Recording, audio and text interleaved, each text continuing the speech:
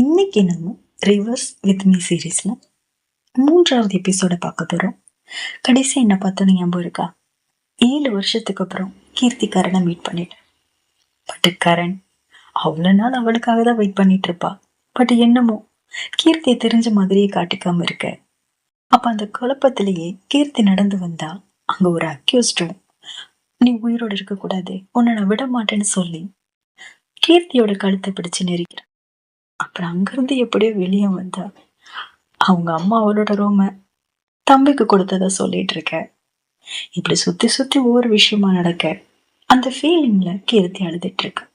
அப்ப அங்க கரெக்டா மழை வர அந்த மழை துளி கீர்த்தியை டச் பண்றதுக்கு முன்னாடியே கரண் கொடையோட வந்து நின்ன மாதிரி பார்த்தோம். இனி அடுத்து என்ன நடந்தது அப்படிங்கறது இந்த எபிசோட்ல பார்க்கலாம். இந்த எபிசோடோட ஸ்டார்டிங் சீன்ல மழை துளி கீர்த்தி டச் பண்றதுக்கு முன்னாடியே கரண் கொடையோட வந்து நிக்க. அப்ப கீர்த்தி ஒரு நிமிஷம் மேமருந்து கரணை பார்ப்பேன். அப்புறம் டாக்டர் கமோஷா நீங்களா, நான் இங்க இருக்கேன்னு உங்களுக்கு எப்படி தெரியும்னு கேட்க. அப்ப கரண் ஐயோ கண்டுபிடிச்சிருவாளோ அப்படின்னு டக்குன்னு அகைன் டைம் ரிவர்ஸ் பண்ண. அகைன் கீர்த்தி ஹாஸ்பிட்டல்ல மீனுக்கிட்ட பேசிட்டு கிளம்புவாள்ல, அந்த டைமுக்கு போயிடும். பட் இந்த முறை கீர்த்திக்கு எதுவுமே ஞாபகம் இருக்காது. ஸோ மீனுக்கிட்ட பேசிட்டு கிளம்ப. அப்போ கரெக்டா என்ட்ரன்ஸ்ல கரண் வந்து எக்ஸ்டன் நீ ரூமுக்கு தானே போற, ஃப்ரண்ட் கேட் யூஸ் பண்ணாத, அங்க ப்ரெஸ் ரிப்போர்ட்டர்னு க்ரௌடா இருக்கு, ஸோ பேக் சைடு யூஸ் பண்ணிக்கோன்னு சொல்லிட்டு இதை வச்சுக்கொன்னு ஒரு கொடை எடுத்து நீட்டுவா. அப்போ கீர்த்தி ஆனா மழை வரலையேன்னு கேட்க. இது ஒன்றும் அவ்வளோ வெயிட் இல்லை, கையில கொடுத்துட்டு அடுத்த கொஷின் கீர்த்தி கேட்கறதுக்குள்ள அப்புறம் பார்க்கலாம் எக்ஸ்டென்ட்னு கிளம்பிடுவா. அப்புறம் அங்கே டைம் ரிவர்ஸ் பண்றதுக்கு முன்னாடி என்னெல்லாம் நடந்ததோ அதெல்லாம் நடக்க கரெக்டா மழையுமே வரும். அப்போ கீர்த்தியும் அந்த கொடை யூஸ் பண்ணுவான். பட் இப்படிலாம் நடந்தா தலையை பிச்சுக்கிற அளவுக்கு டென்ஷன் ஆகாது. கீர்த்திக்குமே அப்படித்தான் இருக்கும். யார் அந்த அக்யூஸ்ட், அவன் ஏன் நம்மள அட்டாக் பண்ணான், ஒருவேளை அன்னைக்கு நம்மளை ஷூட் பண்ணது இவன் தானான்னு எது நிஜம் எது இலூஷன்னு தெரியாம ஒரு மாதிரி இரிட்டேட் ஆவா. அதை விட முக்கியமா இந்த டாக்டர் கமோஷா அவங்க ஏன் நம்மள தெரியாத மாதிரியே நடந்துக்கிறாங்கன்னு நினைச்சு அவளுக்கு அழுகே வந்துடும். ஸோ ஷவர்ல நின்று அழுதுட்டு இருப்பான். ஸோ இப்படியே போயிட்டு இருக்க ஒரு நாள் கீர்த்தி அவன் ஃப்ரெண்ட்ஸ் கூட ஒரு பார்ட்டியில இருப்பான். அன்னைக்கு கீர்த்திக்கு பர்த்டே போல.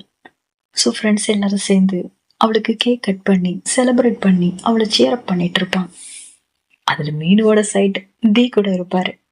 ஸோ ஃப்ரெண்ட்ஸா எல்லாரும் என்ஜாய் பண்ணிட்டு இருக்க அந்த செலிப்ரேஷன் மூட்ல எல்லாருமே சேர்ந்து அங்கேயே ஒரு கான்செர்ட் பண்ணலாமா அப்படின்னு யோசிச்சு அப்புறம் அந்த இடத்தையே வேற லெவலுக்கு ஃபன்னா மாத்த அதுல கீர்த்தியும் as usual சூப்பரா பாடுவான். இப்படி இவன் பாடிட்டு இருக்கும் போதே அங்க ஸ்பீக்கர்ல இந்த மாதிரி சவுண்ட் வரும். அது ஒரு ஃபியூ செகண்ட்ல சரியாயிடும். பட் அந்த ஃபியூ செகண்ட் சவுண்ட் இருக்குல்ல, அது தீக்குள்ள ஏதோ பண்ண அவனுக்கு சில விஷுவல்ஸ் வரும். அதுல யாருக்கும் ஆக்சிடென்ட் ஆகுற மாதிரி கிரிட்டிக்கல் சுச்சுவேஷன்ல ஹாஸ்பிட்டலுக்கு வர்ற மாதிரி எல்லாம் வரும்.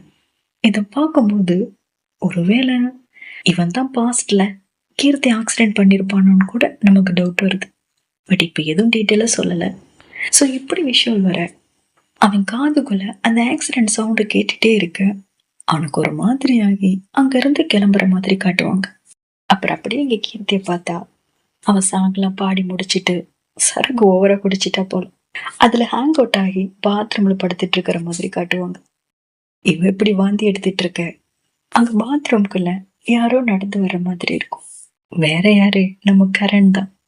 இவன் இப்படி படுத்துட்டு இருக்கிறதும் கரனுக்கு விஷுவலா வந்துருச்சு போல. ஸோ கரெக்டா கரண் அங்க வர கரணை பார்த்ததும் கீர்த்தி அறபோதையிலேயே நீங்க இங்க என்ன பண்றீங்க கரண், நான் இங்க இருக்கேன்னு எப்படி உங்களுக்கு தெரியும்னு கேட்போம். பட் கரண் வழக்கம் போல கீர்த்தியோட எந்த கேள்விக்கும் பதில் சொல்லாம அவளை கூட்டிட்டு போய் கார்ல உட்கார வைப்பான். அப்ப கீர்த்திக்கு ஒரு மெசேஜ் வரும், மீனுதான் பண்ணியிருப்பான்.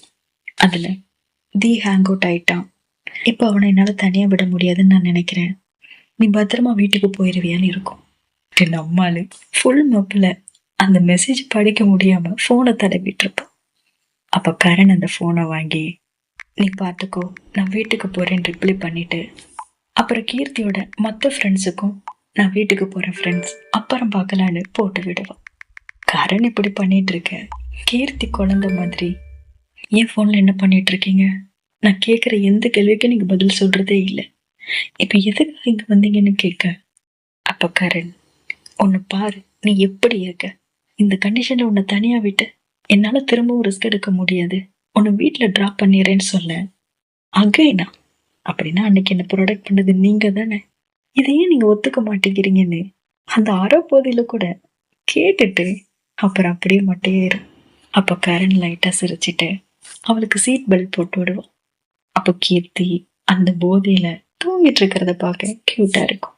ஸோ அப்படியே கியூட் அவளோட நோஸ்ல ஒரு கிஸ் பண்ணிட்டு அவரை சிரிச்சிட்டே காரை ஸ்டார்ட் பண்ணி கீர்த்திய ரூமுக்கு கூட்டிட்டு வந்து படுக்க வைப்பான். இப்போ முதல் முறை கீர்த்திக்கு ஒரு விஷயம் வரும்.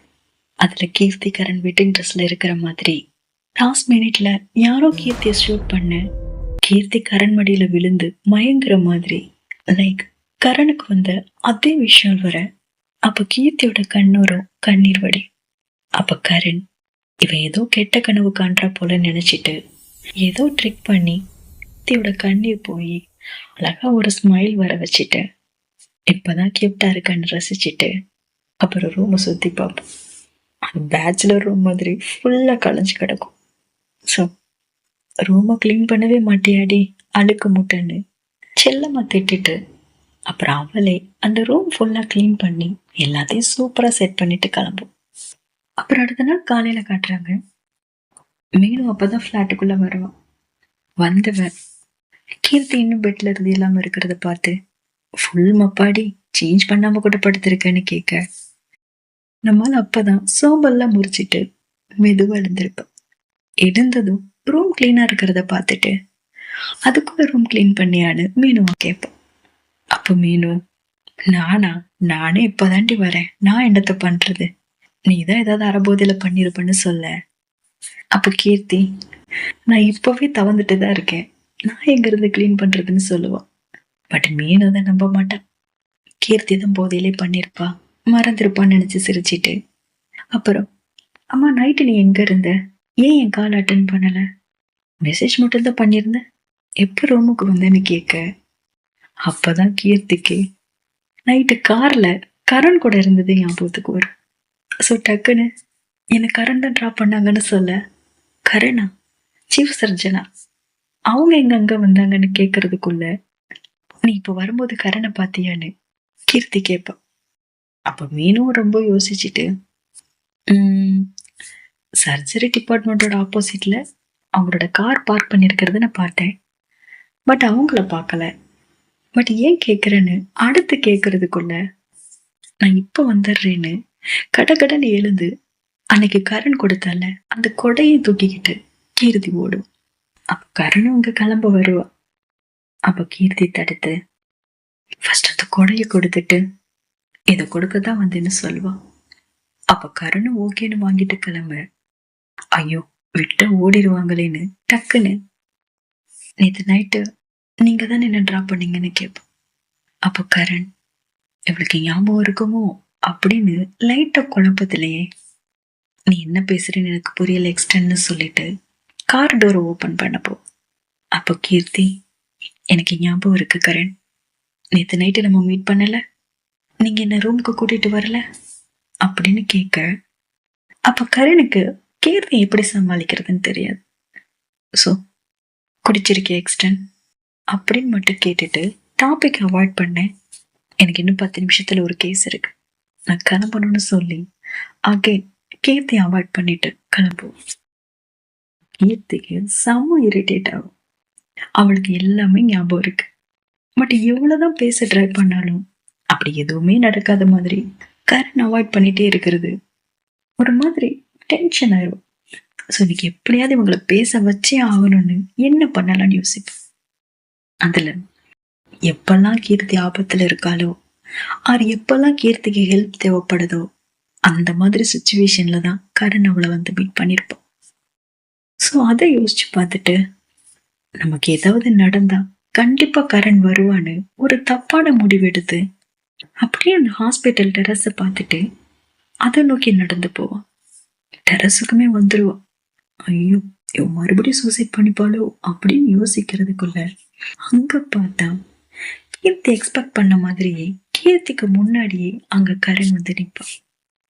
அப்ப கீர்த்தி கரண் பக்கத்துல மெதுவா நடந்து போய் நிக்க, கீர்த்திய பார்த்ததும் கரண் செம்ம டென்ஷன் ஆகி, இப்ப இங்க என்ன பண்ற எக்ஸ்டென்ட், எதுக்காக இங்க வந்தேன்னு கேட்பான்.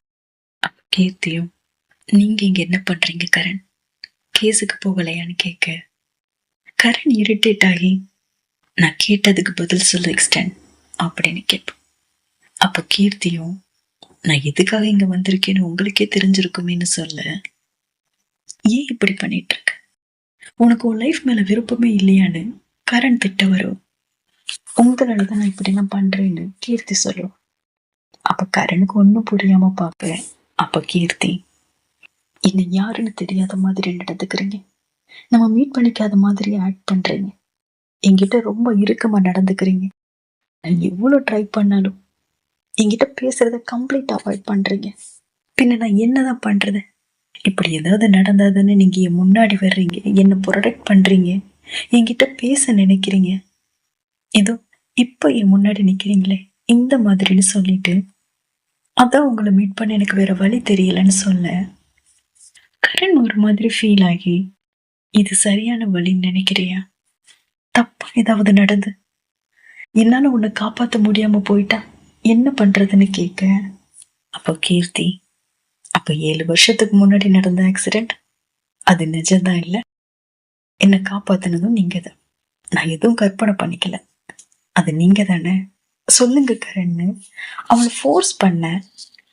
அப்ப கரணும் போஸ்ட் அவுட் ஆன மாதிரி, ஆமா அது நான் தான், நீ உன்னோட கையை இழந்திருக்கும் போது அதோட வலியை குறைக்க ஹெல்ப் பண்ணது நான் தான், நீ மாடியில இருந்து விழும்போது காலத்தை ரிவர்ஸ் பண்ணி அந்த ஆக்சிடென்ட் நடக்காம ப்ரொடெக்ட் பண்ணது நான் தான், தற்கொலை பண்ணிக்க முயற்சி பண்ணும்போது அதை தடுத்து இனிமே இந்த மாதிரி பண்ணாதுன்னு சொன்னதும் நான் தான், பட் என்ன பிரயோஜனம், நீ நீங்க தானே வந்து நிக்கிறேன்னு சொல்ல. அப்ப கீர்த்திக்கு அந்த டைம் டிராவல் விஷயங்கள் கொஞ்சம் ஆச்சரியமா இருந்தாலும், இவ்வளவு நாள் நம்ம வெயிட் பண்ண பர்சன் இவங்க தாங்க ரொம்ப ஹாப்பியாவும் இருக்கும். ஸோ அதை ஃபீல் பண்ணிட்டு, அது எல்லாம் உண்மைன்னா பின்ன எதுக்காக என்ன தெரியாத மாதிரி நடந்துக்கிட்டீங்க, இது எனக்கு எவ்வளவு கஷ்டமா இருந்ததுன்னு தெரியுமா, உங்களை எங்கெல்லாம் தேடுன்னு தெரியுமா, நீங்க சடனா என்னை விட்டு காணாம போயிட்டீங்க, நடந்ததை பத்தி சொன்னா என் ஃப்ரெண்டு கூட என்ன பைத்தியமா தான் பார்த்தா, பட் இருந்தாலும் உங்களை மறுபடியும் மீட் பண்ணுவேன்னு எனக்குள்ள ஒரு நம்பிக்கை இருந்தது, உங்களை மீட் பண்ணணுங்கிறதுக்காக உங்களோட ஃபீல்ட்ல இருக்கணும்னு தான் மெடிசனே நான் படிச்சேன், இப்படி ஒவ்வொரு நாளும் உங்களை பத்தி யோசிச்சு கடைசியா உங்களை மீட் பண்ணும்போது எனக்கு அவ்வளோ ஹாப்பியா இருந்தது, பட் நீங்க எதுவுமே நடக்காத மாதிரி சிம்பிளா என்ன கடந்து போயிட்டீங்க, அது எனக்கு எவ்வளவு பெயினா இருந்ததுன்னு தெரியுமான்னு இன்டைரக்டா அவளோட லவ்வர் சொல்ல. அப்போ கரண், எனக்கு பயமா இருக்கு எக்ஸ்டர்ன்னு சொல்லி அவளோட அந்த வெட்டிங் ட்ரெஸ் கனவு இருக்கு பாத்தீங்களா, அதை பத்தி சொல்லி, நான் உன் பக்கத்துல இருக்கிறது உன்னை ஆபத்துல தள்ளிரும், என்னாலதான் உன்னை யாரோ ஷூட் பண்ண போறாங்க, அது யாருன்னு எனக்கு தெரியல, இந்த மாதிரி சுச்சுவேஷன்ல நான் உன் கூட இருந்து அதை இன்னும் மோசமாக்க விரும்பலன்னு சொல்ல. கீர்த்திக்கும் இதே கனவு வந்திருக்கும்ல, சோ அவ அதை பத்தி சொல்லிட்டு, நான் அதை வெறும் கனவுன்னு மட்டும்தான் நினைச்சேன், பட் அது நிஜமாவே நடக்க போகுதான்னு கேட்க, இல்ல கண்டிப்பா நான் அதை அலோவ் பண்ண மாட்டேன், என்ன நடந்தாலும் ஏதாவது பண்ணி நான் உன்னை ப்ரொடெக்ட் பண்ணுவேன்னு சொல்லிட்டு, என்னால உன்னை புரிஞ்சுக்க முடியுது எக்ஸ்டென்ட், பட் அந்த கில்லர் யாருன்னு தெரிஞ்சுக்கிற வர நமக்குள்ள இந்த டிஸ்டன்ஸ் அவசியமான ஒண்ணு, என்ன புரிஞ்சுப்பேன்னு நம்புறேன், தயவு செஞ்சு இனியாவது இந்த மாதிரி ஒரு முட்டாள்தனத்தை யோசிச்சு கூட பார்க்காத, நீ எனக்கு ரொம்ப இம்பார்ட்டன்ட், என்னால உன்னை இழக்கிறத பத்தி யோசிச்சு கூட பார்க்க முடியாதுன்னு சொல்லிட்டு கீர்த்தி பார்த்துட்டு இருக்கும் போதே அங்கிருந்து கிளம்பிடுவான். இந்த கான்வர்சேஷன்ல பாத்தீங்கன்னா 2 பேருமே ஒருத்தர் ஒருத்தர் எவ்வளவு காதலிச்சாலும் அவங்களோட காதலை வெளிப்படையா சொல்லியிருக்கவே மாட்டாங்க, பட் ஒருத்தருக்கு இன்னொருத்தர்